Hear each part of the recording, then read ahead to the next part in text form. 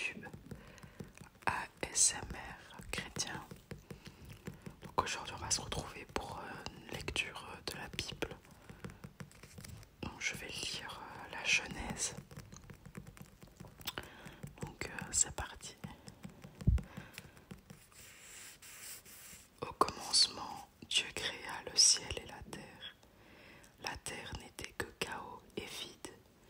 Il y avait des ténèbres à la surface de l'abîme, et l'Esprit de Dieu planait au-dessus de l'eau. Dieu dit qu'il y ait de la lumière, et il y eut de la lumière. Dieu vit que la lumière était bonne, et il sépara la lumière des ténèbres. Dieu appela la lumière jour, et les ténèbres nuit. Il y eut un soir, et il y eut un matin. Ce fut le premier jour. Dieu dit qu'il y ait une étendue entre les eaux pour les séparer les unes des autres. Dieu fit l'étendue et sépara ainsi l'eau qui est au-dessus de l'étendue de celle qui est au-dessus. Cela se passa ainsi. Dieu appela l'étendue ciel. Il y eut un soir et il y eut un matin. Ce fut le deuxième jour. Dieu dit que les eaux qui sont au-dessous du ciel se rassemblent à un seul endroit et que le sec apparaisse. Et cela se passa ainsi. Dieu appela le sec terre et la masse des eaux mer. Dieu vit que c'était bon. Puis Dieu dit que la terre produise de la verdure, de l'herbe à graines, des arbres fruitiers, qui donnent du fruit selon leur espèce, et qui contiennent leurs semences sur la terre. Et cela se passait ainsi. La terre produisit de la verdure, de l'herbe à graines, selon son espèce, et des arbres qui donnent du fruit et contiennent leurs semences selon leur espèce. Dieu vit que c'était bon. Il y eut un soir et il y eut un matin. Ce fut le troisième jour. Dieu dit qu'il y ait des luminaires dans l'étendue du ciel pour séparer le jour de la nuit. Ils serviront de signes pour marquer les époques, les jours et les années, ainsi que de luminaires dans l'étendue du ciel pour éclairer la terre. Et cela se passa ainsi. Dieu fit les deux grands luminaires, le plus grand pour présider au jour et le plus petit pour présider à la nuit. Il fit aussi les étoiles. Dieu les plaça dans l'étendue du ciel pour éclairer la terre, pour dominer sur le jour et la nuit et pour séparer la lumière des ténèbres. Dieu vit que c'était bon. Il y eut un soir et il y eut un matin. Ce fut le quatrième jour. Dieu dit que l'eau pullule d'animaux vivants et que des oiseaux volent dans le ciel au-dessus de la terre. Dieu créa les grands poissons et tous les animaux vivants capables de se déplacer. L'eau en pullula selon leur espèce. Il créa aussi tous les oiseaux selon leur espèce. Dieu vit que c'était bon et il les bénit en disant : reproduisez-vous, devenez nombreux et remplissez les mers, et que les oiseaux se multiplient sur la terre. Il y eut un soir et il y eut un matin. Ce fut le cinquième jour. Dieu dit que la terre produise des animaux vivants selon leur espèce, du bétail, des reptiles et des animaux terrestres selon leur espèce. Et cela se passa ainsi. Dieu fit les animaux terrestres selon leur espèce, le bétail selon son espèce et tous les reptiles de la terre selon leur espèce. Dieu vit que c'était bon. Puis Dieu dit : faisons l'homme à notre image, à notre ressemblance, qu'il domine sur les poissons de la mer, sur les oiseaux du ciel, sur le bétail, sur toute la terre et sur tous les reptiles qui rampent sur la terre. Dieu créa l'homme à son image, il le créa à l'image de Dieu. Il créa l'homme et la femme. Dieu les bénit et leur dit : reproduisez-vous, devenez nombreux, remplissez la terre et soumettez-la, dominez sur les poissons de la mer, sur les oiseaux du ciel et sur tout animal qui se déplace sur la terre. Dieu dit aussi : je vous donne toute herbe à graines sur toute la surface de la terre, ainsi que tout arbre portant des fruits avec pépins ou noyaux, ce sera votre nourriture. à tout animal de la terre, à tout oiseau du ciel et à tout ce qui se déplace sur la terre, à ce qui est animé de vie. Je donne toute l'herbe verte pour nourriture. » Et cela se passa ainsi. Dieu regarda tout ce qu'il avait fait, et il constata que c'était très bon. Il y eut un soir et il y eut un matin. Ce fut le 6e jour. C'est ainsi que furent terminés le ciel et la terre, et toute leur armée. Le 7e jour, Dieu mit un terme à son travail de création. Il se reposa de toute son activité le 7e jour. Dieu bénit le 7e jour et en fit un jour saint, parce que ce jour-là, il se reposa de toute son activité, de tout ce qu'il avait créé. Telle fut l'histoire du ciel et de la terre quand ils furent créés. Lorsque l'Éternel Dieu fit la terre et le ciel, il n'y avait encore aucun arbuste des champs sur la terre et aucune herbe des champs ne poussait encore, car l'Éternel Dieu n'avait pas fait pleuvoir sur la terre et il n'y avait pas d'homme pour cultiver le sol. Cependant, une vapeur montait de la terre et arrosait toute la surface du sol. L'Éternel Dieu façonna l'homme avec la poussière de la terre. Il insuffla un souffle de vie dans ses narines, et l'homme devint un être vivant. L'Éternel Dieu planta un jardin en Éden du côté de l'est, et il y mit l'homme qu'il avait façonné.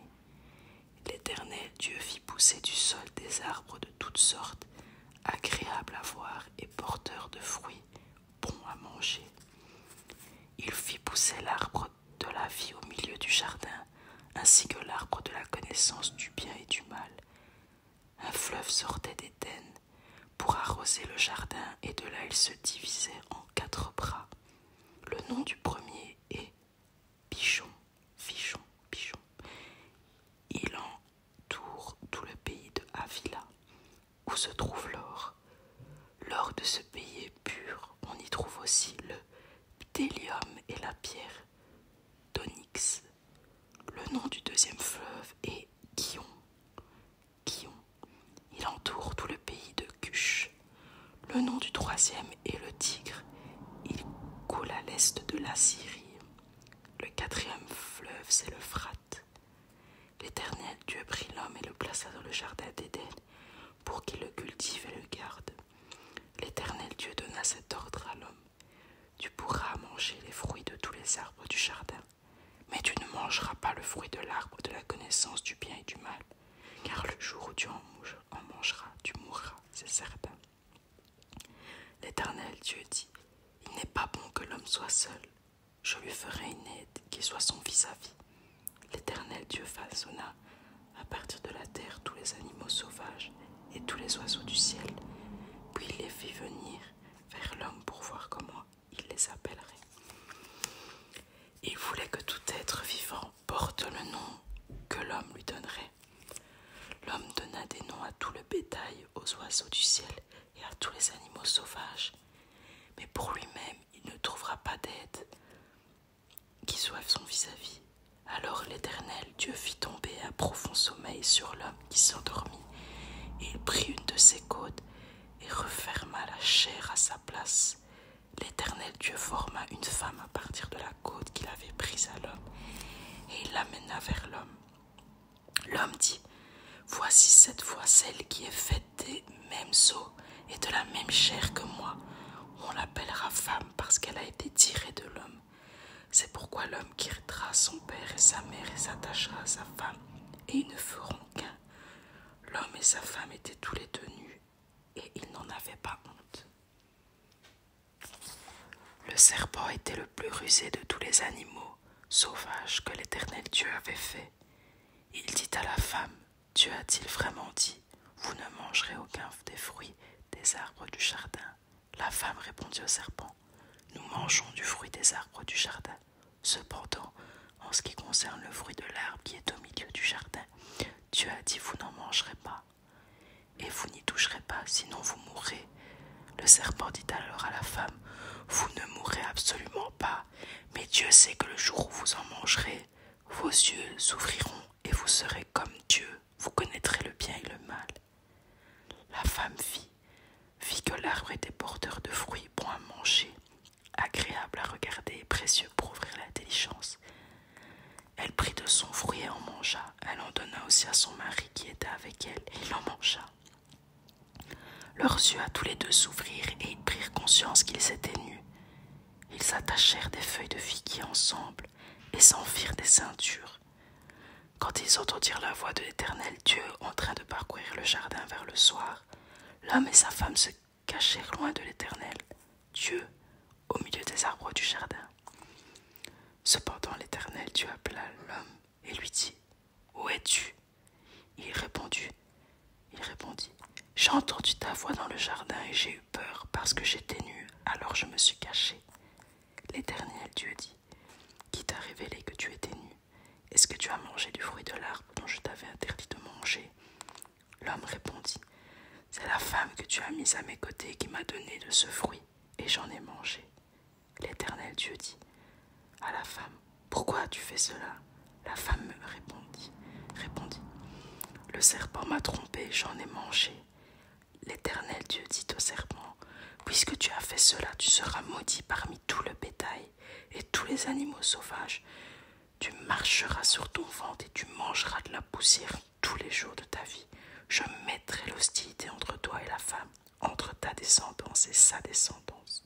Celle-ci t'écrasera la tête et tu lui blesseras le talon. » Il dit à la femme : « J'augmenterai la souffrance de tes grossesses. C'est dans la douleur que tu mettras des enfants au monde. Tes désirs se porteront vers ton mari, mais lui, il dominera sur toi. » Il dit à l'homme : « Puisque tu as écouté ta femme et mangé du fruit au sujet duquel je t'avais donné cet ordre, tu n'en mangeras pas. Le sol est maudit à cause de toi. C'est avec peine que tu en tireras ta nourriture tous les jours de ta vie. Il te produira des ronces et des chardons, et tu mangeras de l'herbe des champs. C'est à la sueur de ton visage que tu mangeras du pain, et ce jusqu'à ce que tu retournes à la terre, puisque c'est d'elle que tu as été tiré. Oui, tu es poussière, et tu retourneras à la poussière. » Adam appela sa femme Ève, car elle devait être la mère de tous les vivants. L'Éternel Dieu fit des habits en peau pour Adam, et pour sa femme, et il les leur mit. L'Éternel Dieu dit : « Voilà que l'homme est devenu comme l'un de nous pour la connaissance du bien et du mal. Maintenant, empêchons-le de tendre la main, de prendre aussi du fruit de l'arbre de vie, d'en manger et de vivre éternellement. » Ainsi l'Éternel Dieu le chassa du jardin d'Éden pour qu'il cultive la terre d'où il avait été tiré.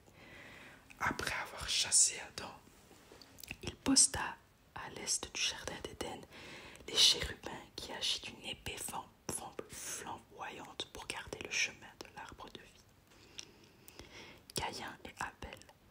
Adam eut des relations conjugales avec sa femme Ève.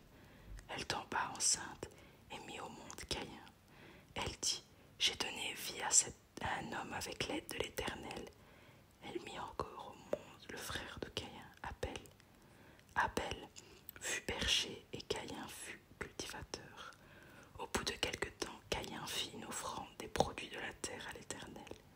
De son côté, Abel en fit une des premiers-nés de son troupeau et de leur graisse.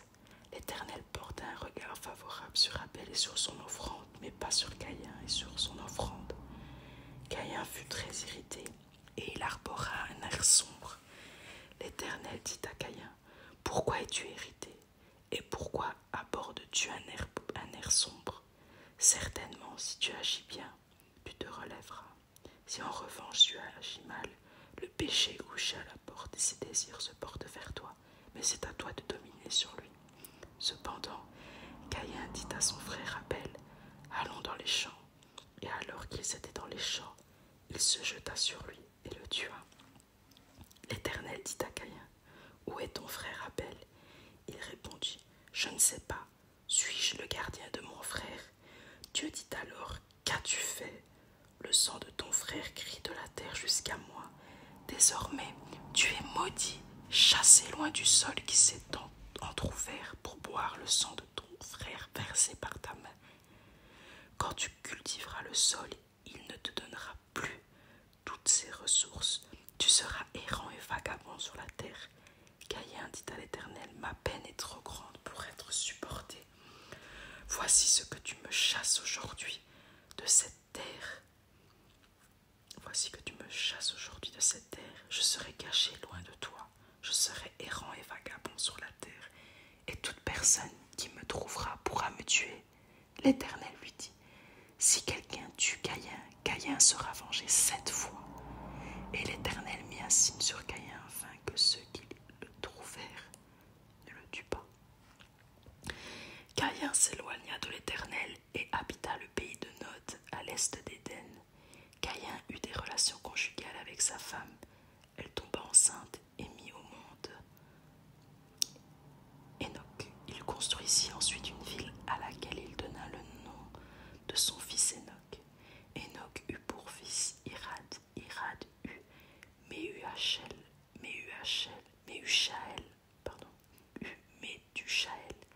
et Méthujaël eut Lémec. Lémec prit 2 femmes, l'une s'appelait Ada, l'autre Tsila. Ada mit au monde Jabal. Il est l'ancêtre de ceux qui habitent sous des tentes et près des troupeaux. Le nom de son frère était Jubal. Il est l'ancêtre de tous ceux qui jouent de la harpe et du chalumeau. De son côté, Tsila mit au monde Tubal-Caïn. Il forgeait tous les outils en bronze et en fer. La sœur de Tubal-Caïn était Nama. Lémec dit à ses femmes, Ada et Tsila, écoutez-moi, femmes de Lémec, prêtez attention à ce que je dis.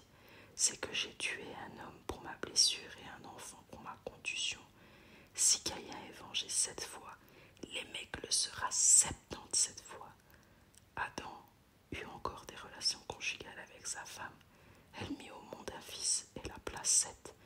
Car, dit-elle, Dieu m'a donné un autre fils pour remplacer Abel que Caïn a tué. Seth eut lui aussi un fils et il l'appela Enoch.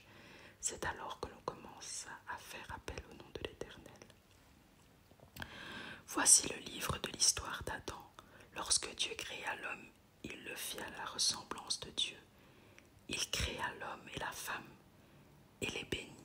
Il les appela êtres humains lorsqu'ils furent créés.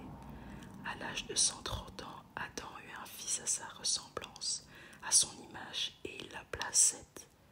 Adam vécut 800 ans après la naissance de Seth, et il eut des fils et des filles. Adam vécut en tout 930 ans, puis il mourut. À l'âge de 105 ans, Seth eut pour fils Enoch. Seth vécut 807 ans après la naissance d'Enoch, et il eut des fils et des filles. Seth vécut en tout 912 ans, puis il mourut. À l'âge de 90 ans, Enoch eut pour fils Kénan. Enoch vécut 815 ans après la naissance de Kénan, et il eut des fils et des filles. Enoch vécut en tout 905 ans, puis il mourut. À l'âge de 70 ans, Kénan eut pour fils Mahalalel. Kénan vécut 840 ans. Après la naissance de Mahalalel, et il eut des fils et des filles, Kénan vécut en tout 910 ans, puis il mourut. À l'âge de 65 ans, Mahalalel eut pour fils Jéred. Mahalalel vécut 830 ans après la naissance de Jéred, et il eut des fils et des filles.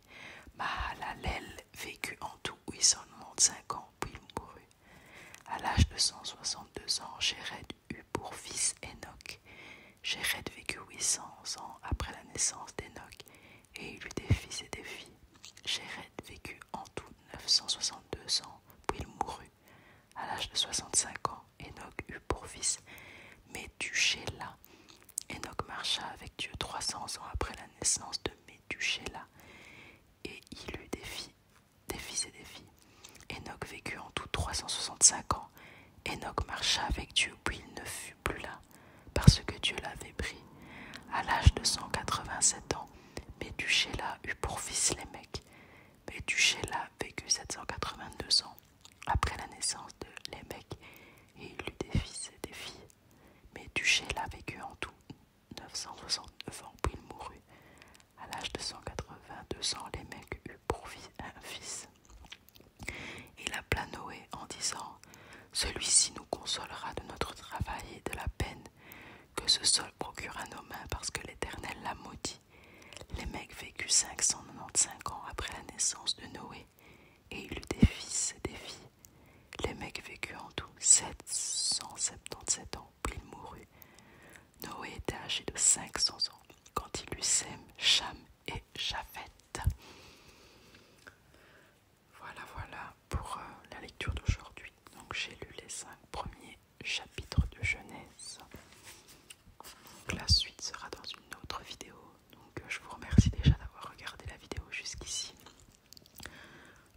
je tiens à m'excuser si j'ai eu du mal à prononcer des mots, etc.